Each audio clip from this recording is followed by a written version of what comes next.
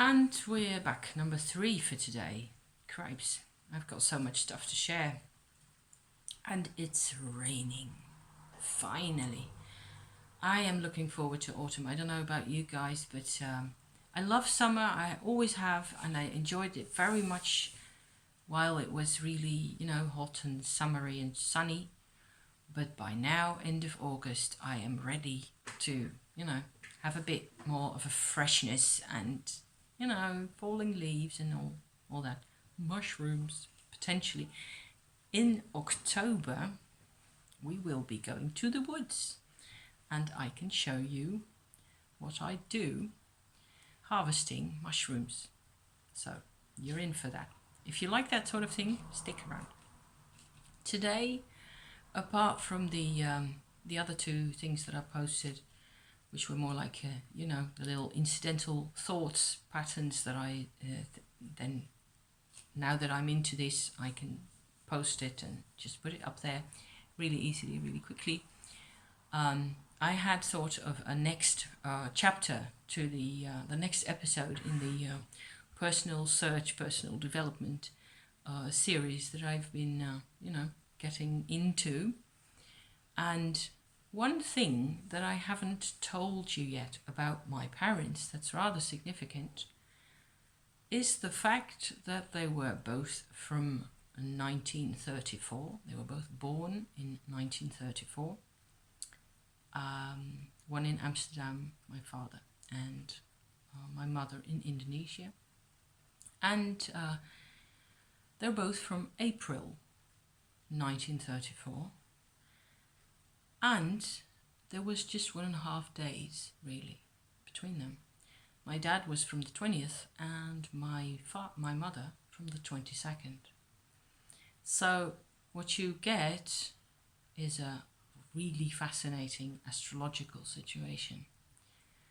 The reason that I personally got into astrology is actually this: the fact that both my parents were rather difficult, sometimes explosive, problematic, harassed, traumatized people that I could not identify with, because I'm not from April, I'm not a Taurus, and I'm from 1966, I'm a way later, there's all these differences in generation that I could sort of find a bit of information about the differences between me and my parents in the charts. So that was the beginning of my interest in astrology. The fact that they were born around the 20th of the date of the month will have informed you, those of you who are into astrology, that one of them was only just a Taurus, and the other was still an Aries. So there's a difference between them. However, on their chart, I made a sort of a combination little diagram for you to see. One of the basic things in their chart was that, there it is, there's a blue square right there. And that's the edge between Aries and Taurus, right? On that position was their sun, the sun of my father being on the Aries side and of my mother being on the Taurus side of the cusp. So, okay. Together with the sun, conjunct with it, were Mars and Uranus. So that's rather a heavy combination. And the other blue squares, there's 2 more blue squares on this picture, if you can see that. There's a blue square over here. That's my Mercury position, my natal Mercury. It took me a long time to figure out that this Mercury position in a square to this very fundamental part of their personalities really has something to do with the fact that I have a hard time understanding them and figuring out why they are the way they are. And I still can't really. I cannot really understand who they were. Still, it's pretty difficult. Anyway, I'm mentally and intellectually I have more of an image nowadays, mostly thanks to this kind of thing. However, elaborating on that, most people who are into astrology will have realized by now that Uranus at this time in 2018 has moved exactly on this position. So from Aries into Taurus. Uranus is in Taurus right now, and he'll be retrograding again and going over the same spot again and again, like that. But that's the first time that has happened in, I think, 84 years. So that's rather a big deal. It's rather a big shift. Every time one of the bigger far out planets, actually from, I would say, from Saturn onwards, outwards, moves to a different sign, you're in trouble. You're confronted with change. Change is happening to you. So there's, to me, it has actually been a very tense period in the springtime. And once Uranus has actually moved properly into Taurus, I could feel that a lot of the emotional baggage was shifting. And one of the really nice practical results I've had is that I managed to clear out my clutter. And that was the clutter of 50 years. So that was rather a big deal. It wasn't like an immense, not like my whole house was, I'm not a hoarder that much. So it wasn't like my whole house was a mess. It used to be, but that's a long time ago. So recently I've been trying to get myself organized. However, I found out that you can only really get organized if you know where everything is. So if there's areas in your stuff, in your personal belongings, that aren't relevant anymore, that applies to books as well, but to me, I've always been keeping and hanging on to stuff that essentially belong to other people. So either from work that I still had lots of material from, or products even that were just sitting around my house, and it was just taking up so much room, and all that was cardboard boxes. Okay, so it's ugly, it's not pleasant to look at, and it feels like you're constantly in a state of impermanence, really, because there's always new demands coming, everything in a constant state of, and that's the way it used to be in my life, but it isn't anymore. And so I actually managed to decide for myself what was going in the bin, what was going to the thrift store, and lots of nice stuff, pretty stuff that I think somebody will still find useful. I buy stuff at thrift stores all the time, books and other things.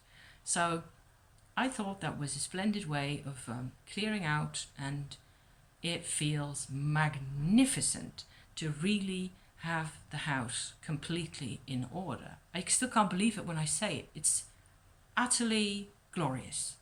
And I've moved on to my kitchen. I've done kitchen drawers, and all my teas are organized, and all my herbs and spices are organized. Good Lord. So there you go. Uranus in Taurus. Big improvement for me, big personal sense of freedom and peace and quiet, really, and of getting to actually be grounded in my own house, grounded in my own life, and with the things and the items around me that I actually want and need, and that I've chosen to stay with me. And I have a lot of really nice old things, old items, stuff that's been given to me, stuff that I used to, stuff that I found anywhere. So I want to be able to see those things, see what I have, and not have them be drowned among a million other things that are completely irrelevant, really.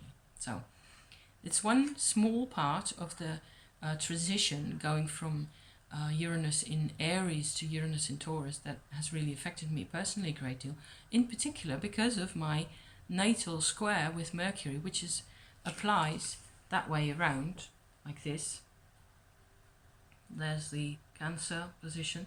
My Mercury is on the edge, like 0 degrees and a bit into Leo, really. So it's often quite interesting to think about what kind of impact that has, isn't it?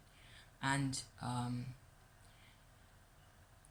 on the other side is another blue square, just to round off this picture about the these squares here, like that. You get this blue square, and that's the position of the lunar eclipse conjunct Mars that we've been experiencing at the end of July. And Mars is still in there. So he has been retrograding up until he was retrograding up until last Monday.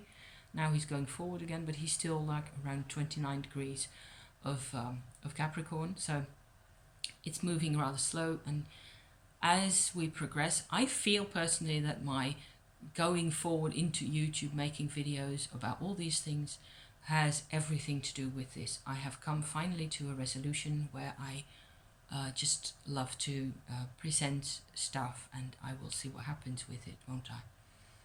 So, but the eclipse was there as well, and there was also a combination of the lunar nodes were also there. South node was on this side, and the nodes are actually rather interesting themselves, because there's a whole story pertaining to the nodes in my horoscope. And my North Node, which is what people see as the path that you're supposed to take in the course of your life. At some point, there will be, or perhaps often, there will be indications that for you, the area where your North Node is will be your salvation, even. I think you might say it that way. To me, it certainly feels that way.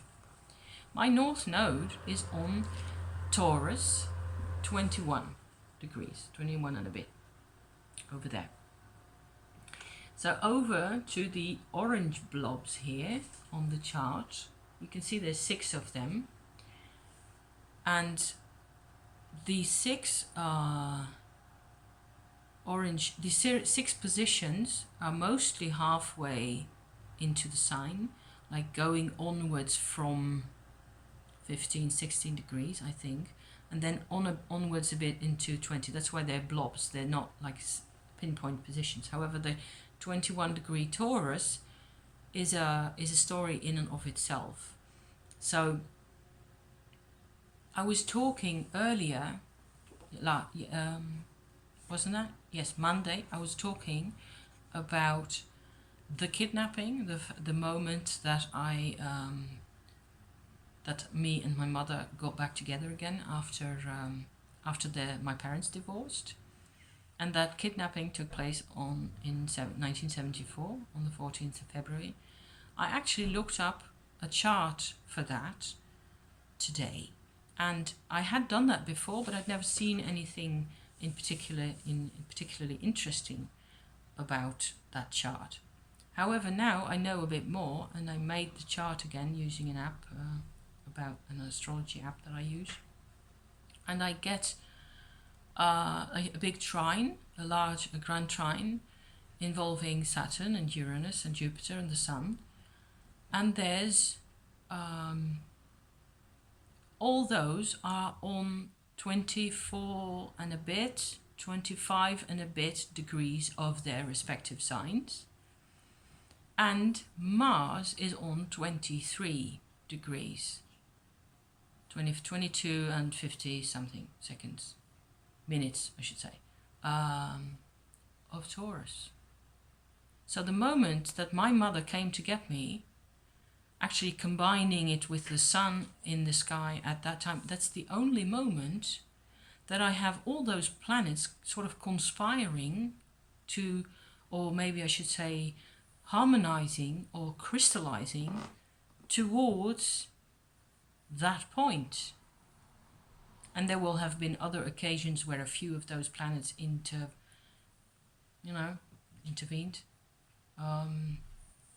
interfered. had a frequency similarity with that edge of that side of Taurus, but it was rather shocking to me to see that it was actually Mars that took care of the action at that time, and I'd never seen that, and I'm really interested myself in this 20 something, like going from 20 degrees 30 minutes to 23:30. That section of Taurus really interests me a lot, because I have been looking up other people's horoscopes in my family, and you won't believe what comes out. And I can't at the moment really show you the charts for everybody, but then again, maybe that's not really useful. I have, apart from the 14th of February 74 thing, there are 7 people in the families of that I'm a descendant of, 2 on my dad's side and 5 on my mother's side, that all have one or another planet or luminary or item between 20 and 22 degrees Taurus. I'm really freaked out about this, because it's in both families. You know, if people are really related to each other, I kind of see that people can be in a particular kind of a harmonious, even if you'd look hard enough, you'd find the genes that are responsible for this. I don't know, something like that. However, my father's family and my father's mother, her moon position is 21 degrees Taurus. My father's grandfather, his paternal grandfather, I should add, has her moon and Jupiter and Pluto, those 3, conjunct on 21 degrees Taurus. So my paternal grandfather, married a woman who was not a Jew, who has the same moon as his mother. That makes sense to me. That kind of stuff I will accept. That makes sense. It's a lengthy story. Bear with. We're still going somewhere with it.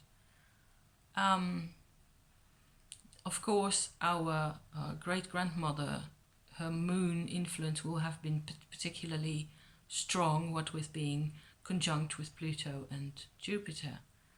I've no idea who she was. She was carted off to Auschwitz with her daughter, her other older daughter, and their kids. And my grandfather was he wasn't deported because he was married to a non-Jewish Dutch woman.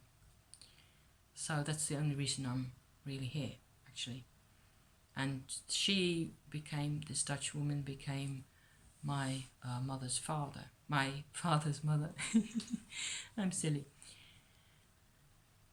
After, like in 1934, she gave birth to my father. However, moving on from there, my father grew up with this woman, with both of his parents, to some extent.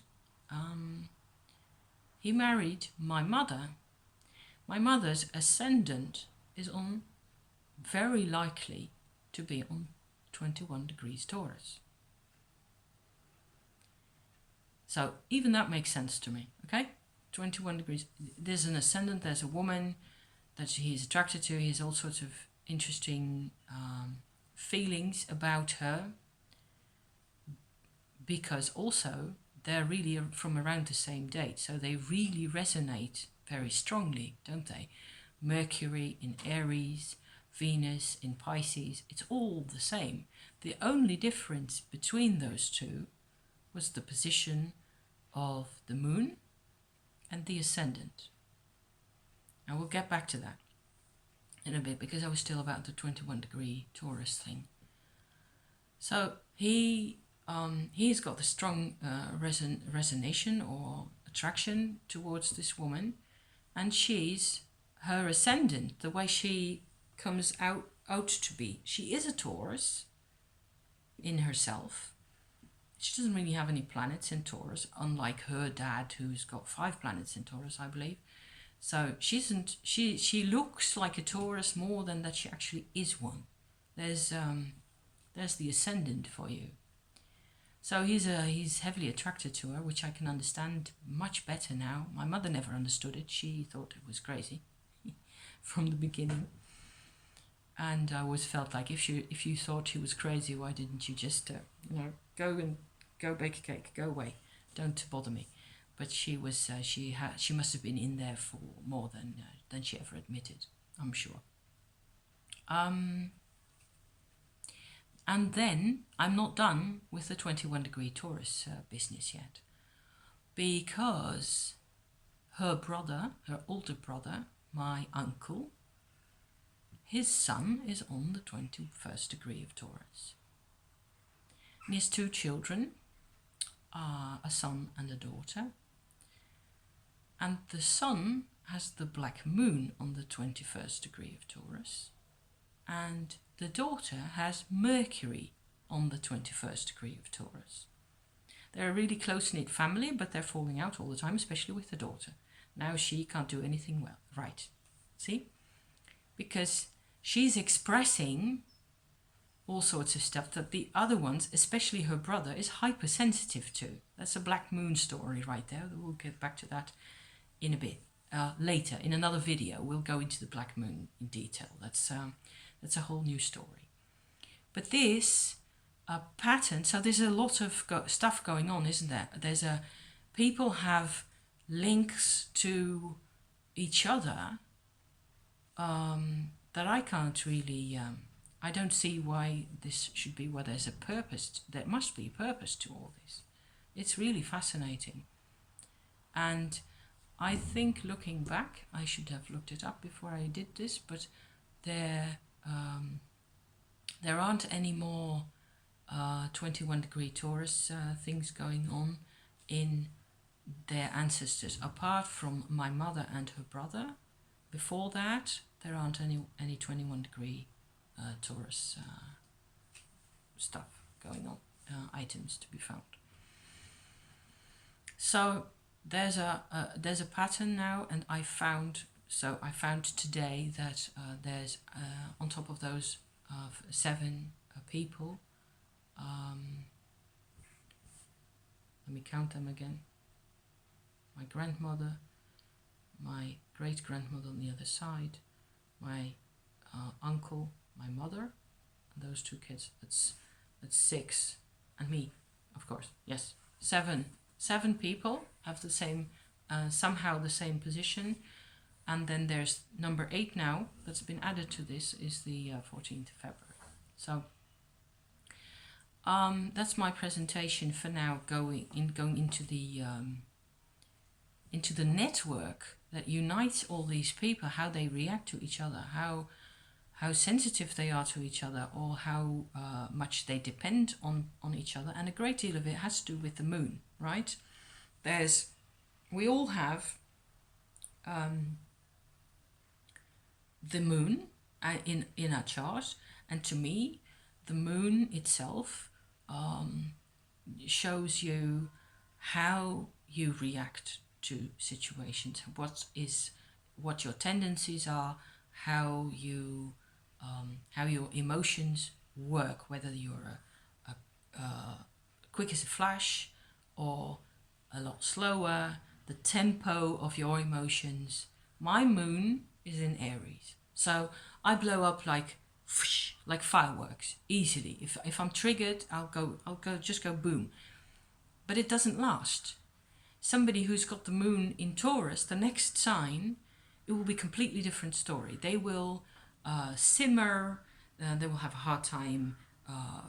It will take time for them to find out what it is they're feeling, and they will bottle things up, and they will eventually, if it's necessary, they will express themselves. By the time they express themselves, I have been through 23 other emotions, But there's just it's just a climate. It's like a permanent type of climate. You're either tropical or you're Arctic or you're temperate or something. Taurus I'd qualify as temperate. And yeah, I'm Mediterranean in that sense. But the moon has, in its orbit around the Earth, has actually four important points. And the north node is one of those. So that's my 21 degree Taurus story again there.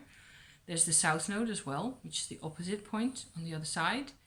And everybody who's into that kind of thing presents this as the south point is where you're coming from and the north point is where you're going to. So everything that sort of fosters and nourishes your that side of things in you. So for me, stability and a sense of predictability in life, having a home, having a chance to feel connected, all that sort of stuff is essentially important. It's quintessential to me, more and more now that I've grown up, you know. And it's not where my moon is at. My moon is at wherever it's at, you know, 50 times a day, it's changing. I cannot rely on what my moon is really giving me because it's so instantaneous and so sudden and so very,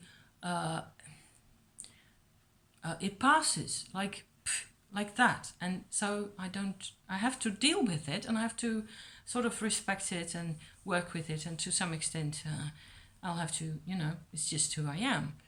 But it's not a compass at all. The North Node is a much better compass for us to figure out what to do with ourselves and with our lives. And then there's one other set of points that has to do with the lunar orbit, and those are the apogee and the perigee, the position, respectively, furthest away from the Earth at that moment and the position closest by. When the moon is actually on that point, in the one case, in the apogee, you get a smaller looking disk of the moon in your sky. And when you have a supermoon, that's the perigee. See, so there's people talk about there's actually also a difference that you can feel between. It depends also in what sign the moon is actually in when it is full, when that is happening.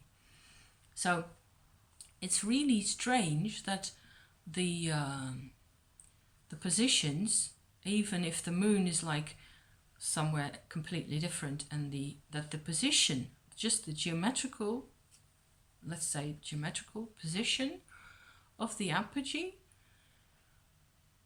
is actually relevant in the chart, in our natal charts. And that has been my most recent discovery because, and now I go back to this thingamajob here again, the bigger orange blobs are the big trine between the water signs, Pisces, Cancer, and the other one, Scorpio. And I think Scorpio is over here, by the way. I drew this in such a way because this is more or less my chart. So my ascendant is over here. So that's why you get this sign put here, and Aries is over here opposite. So that's how that looks. But you might as well, you know, go like this, doesn't matter. My black moon is in Pisces on its own. And it's only once I found out that's where it is, and then there's a discussion which whether you take an oscillating or an average position, because the moon's orbit is very wobbly, so you have to sort of calculate beyond that, but the computers can do that for us nowadays, so we don't have to worry too much. My oscillating black moon, so the most true black moon, will be between 15 and 20 degrees of Pisces, and that's conjunct Venus for my parents. It doesn't stop there. In Cancer, I have Venus, Mars, and Jupiter conjunct like this. There's 2 degrees or 1 degree between each of them. My parents, because they were born like very close together, and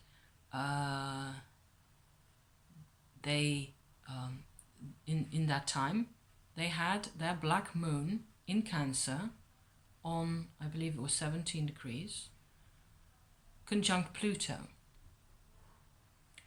And my father's moon was also on that spot. So you get like moon, Pluto, black moon, something like that. And my mother's moon, her own normal moon, had already moved on because it was 2 days later. Her moon is in Leo. So there's a significant split between those two as far as their emotional organization goes. My father's moon was in Cancer, oppressed, I should say, by Pluto, which isn't an easy deal. But there's the black moon underneath it all. Wacky, loony bin, both of those. And there's the other leg of the triangle goes to my natal Neptune.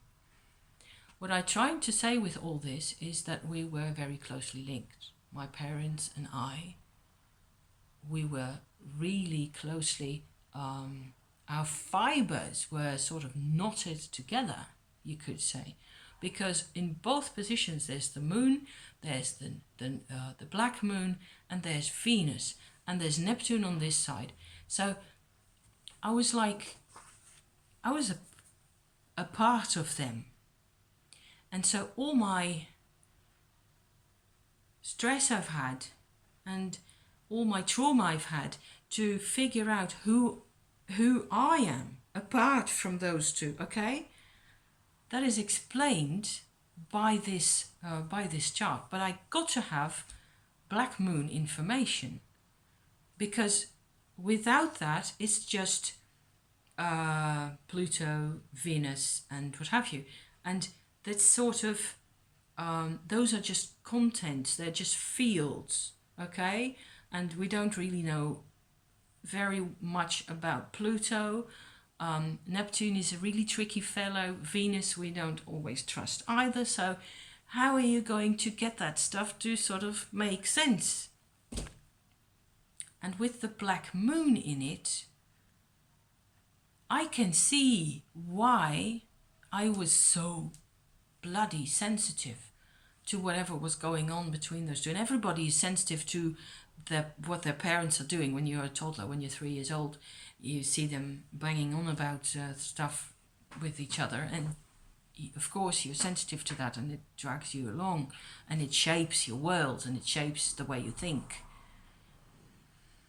So I can't tell, of course, how it would have been for me to go through all this if there had been a different type of constellation. However, I think it's very fishy that we have these charts for the three of us, and going from there, I have been looking at people's black moons, and I have found many times that there is a person who, for example, misses her dad so terribly, and of course her black moon and his sun used to be conjunct. So there's this father figure has supplied her with a particular sense where she needed it most. And I keep looking at the black moon like this, like it's this inside of us, this need for companionship, for understanding. We are, in the black moon terms, we are willing to go to any length for that person. The person that projects their energy into our black moons. So, tricky stuff, tricky terrain, a lengthy story again. And I had agreed with myself that I was going to do this.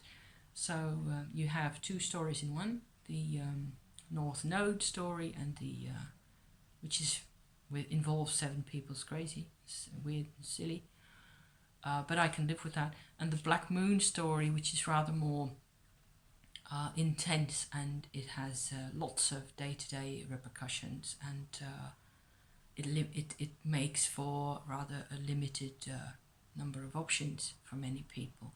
When you're dealing with that person, you can only be like that in that particular way. So I will be talking about this a lot more, I think, and as we go along. So that'll be it for now. Thank you so much for your attention, and please comment if you want, and please like if you like, and I will be speaking to you again soon. Bye bye.